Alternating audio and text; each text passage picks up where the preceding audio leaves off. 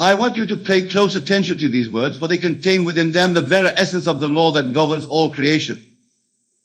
You see, my dear friends, the world you perceive around you is nothing more than a reflection of your own consciousness. It is a mirror that faithfully reproduces the contents of your mind, your beliefs, and most importantly, your imagination.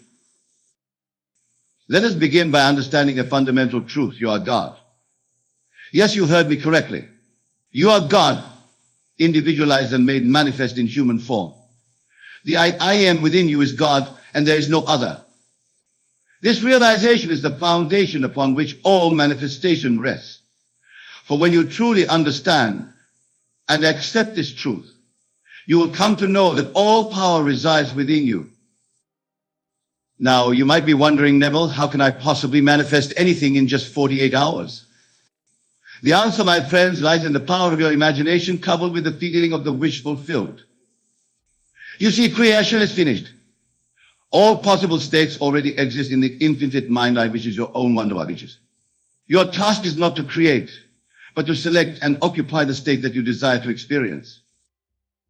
Let me share with you a simple yet profound technique that, when applied with unwavering faith and persistence, can bring about miraculous changes in your life within 40 hours.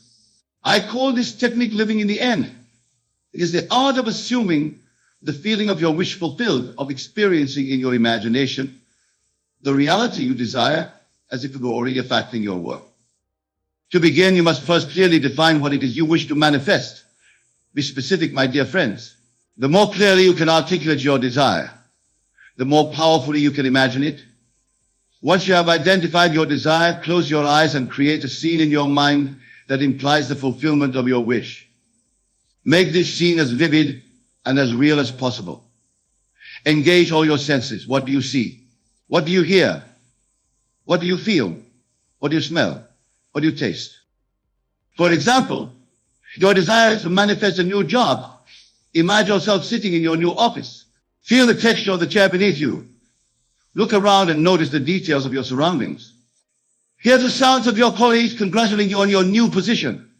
Feel the sense of pride and accomplishment that comes with achieving your goal. Now, here's the crucial part. You must persist in this imaginal act until it takes on the tone of reality.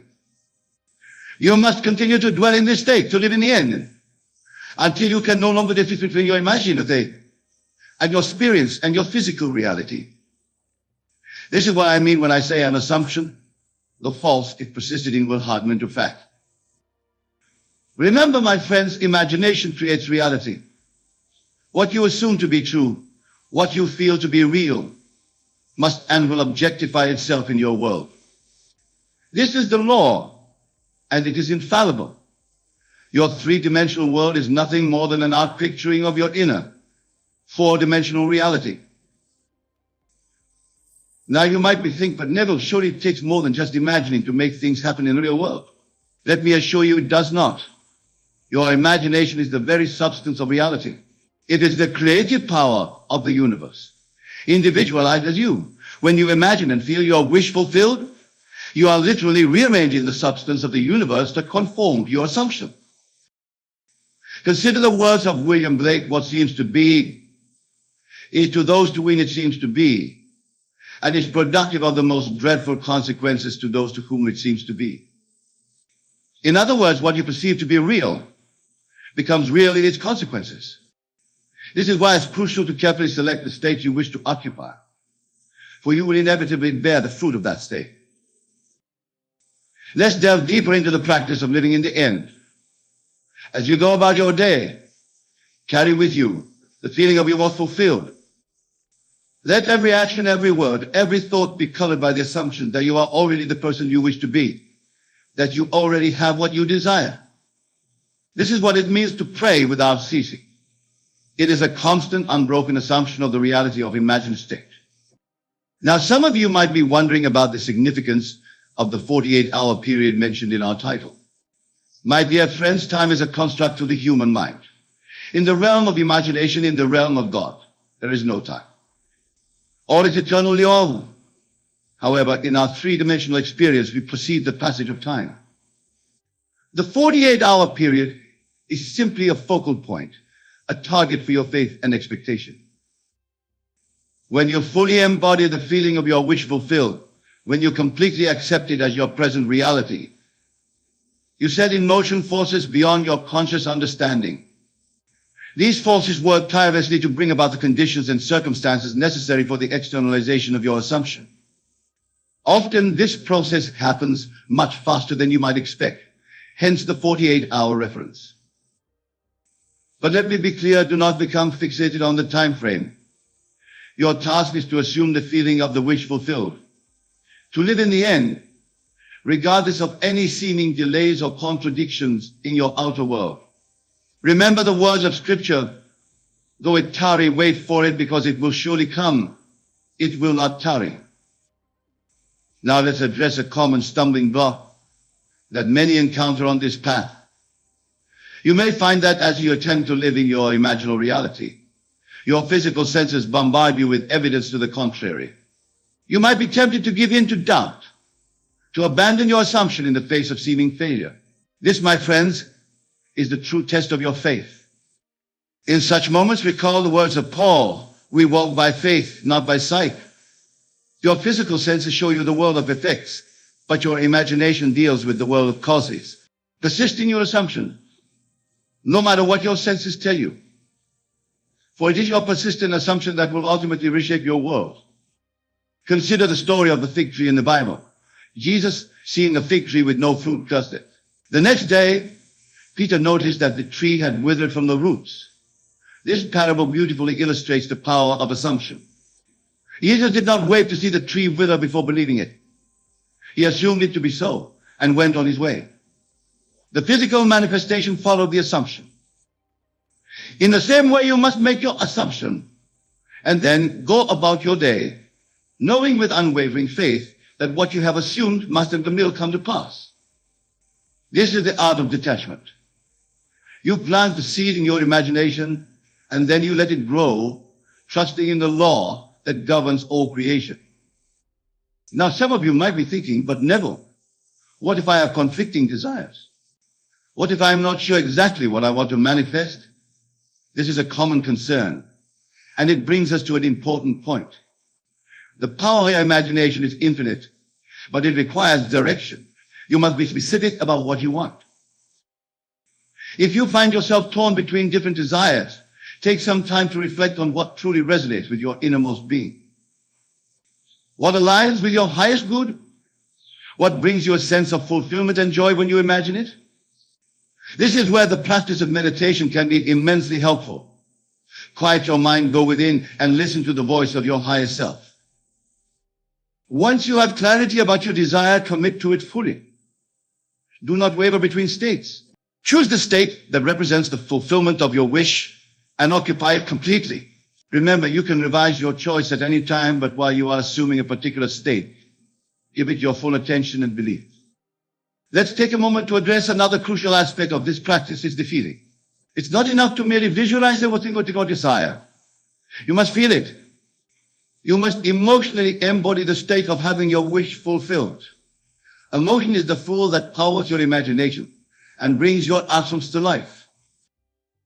When you imagine your desired reality, allow yourself to feel the joy, the excitement, the gratitude that would naturally accompany the fulfillment of your wish. Let these feelings permeate your entire being, for it is the feeling that gives life to your imaginal acts. Consider the words of Neville. An awakened imagination works with a purpose. It creates and conserves the desirable and transforms or destroys the undesirable. Your feelings are the indicator of which state you are currently occupying. If you find yourself feeling anxious or doubtful, recognize that these feelings are creating undesirable conditions in your life. Immediately shift your attention to the feeling of your wish fulfilled. This is the transformative power of your imagination of earth.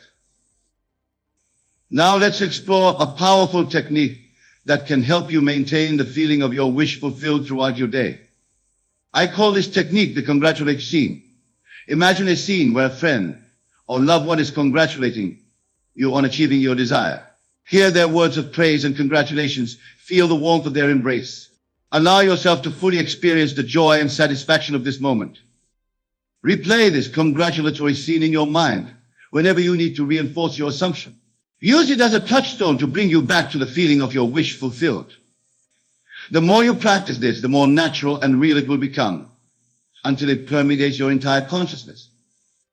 Remember, my dear friends, your imagination is not bound by the limitations of your physical world. In your imagination, you can be, do, or have anything you desire.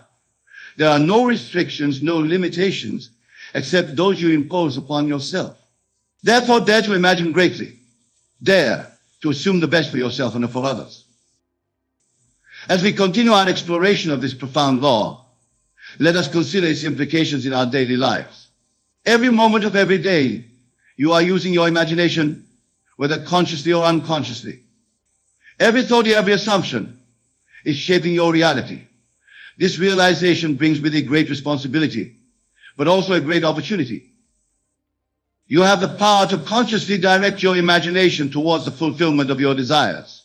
You have the ability to choose the states you will occupy, and thus the experiences you will have. This is true freedom, my friends. It is the freedom to create your life exactly as you wish it to be. Now, some of you might be wondering about the role of action in this process. Surely you might think you might need to do something in the physicality, in that physical world, to bring about my desire. Let me clarify this point. Actually, it's important. But it must be inspired action. Action that flows naturally from your assumption. When you truly live in the end, when you fully occupy the state of your wish fulfilled, you will find yourself naturally taking the actions that align with that state.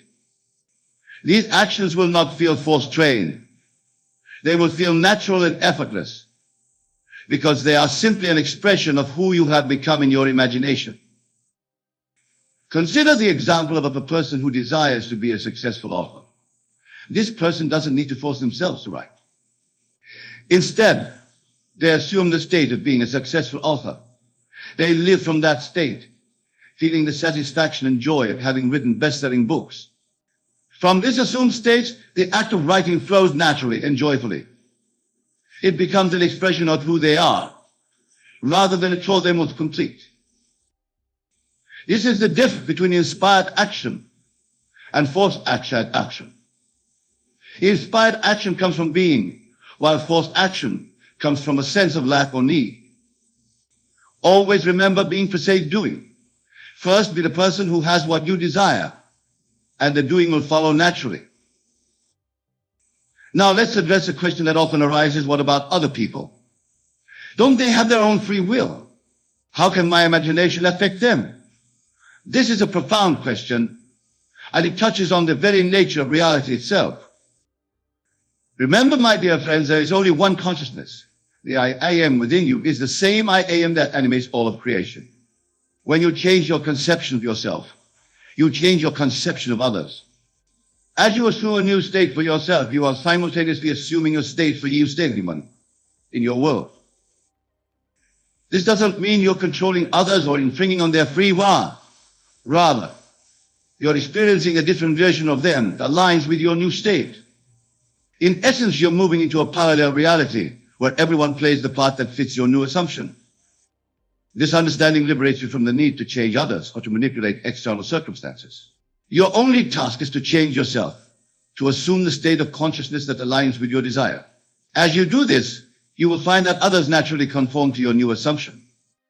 Let's take a moment to address a common concern that often arises when people first encounter these teachings. You might be thinking, this sounds too good to be true. Surely there must be some catch, some limitation to what I can manifest. My dear friends, the only limitations that exist are those you accept in your own mind. The power of your imagination is truly infinite. It is the very creative power of the universe, individualized as you. Therefore, there is nothing you cannot be, do, or have when you align your imagination with the highest good. However, it's important to understand that this power comes with great responsibility. As you begin to grasp the magnitude of your creative ability, you must also cultivate wisdom and compassion. Use your imagination to create not just for your own benefit, but for the benefit of all. For in truth, there is no separation between you and others. We are all one, expressions of the same divine consciousness. Now let's delve deeper into the practical application of this law. How can you ensure that you maintain your desired state consistently over the 48-hour period and beyond? The key lies in persistence and faith. Persistence means continuing in your assumption, regardless of any seeming contradictions in your outer world. It means holding fast to your imaginal reality, even when your senses scream otherwise. This persistence is what separates those who succeed in manifesting their desires from those who give up too soon. Faith, on the other hand, is not mere belief. It is the evidence of things not seen. It is the absolute conviction that what you have assumed in your imagination is already a reality on the unseen plans and must therefore manifest in your visible world.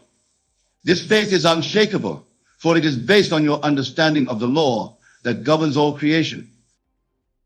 To strengthen your persistence in faith, I recommend the practice of revision. At the end of each day, review the events of your day in your imagination. If any event didn't align with your desired state, revise it in your mind. See it playing out exactly as you would have wanted it to. Feel the satisfaction and joy of this revised version. This practice of revision serves two purposes. First, it reinforces your desired state, keeping you aligned with your assumption. Second, it demonstrates to you the malleability of reality. As you practice revision, you'll begin to understand experientially that reality is fluid, responsive to your consciousness.